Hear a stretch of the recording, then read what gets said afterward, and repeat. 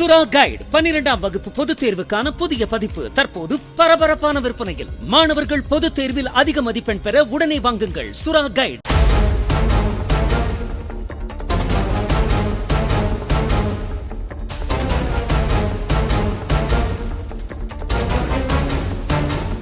சென்னை மெரினா கடற்கரையில் ரஷ்யாவைச் சேர்ந்த சுற்றுலா பயணியை தாக்கி செல்போன் பறித்துச் சென்ற கும்பலை சிசிடிவி காட்சிகளை கொண்டு போலீசார் தேடி வருகின்றனர். ஏல்கான் என்ற அந்த நபரை விவேகானந்தர் இல்லம் அருகே சுற்றி வளைத்த கும்பல் முகத்தில் தாக்கிவிட்டு செல்போனை பறித்துச் சென்றதாக கூறப்படுகிறது.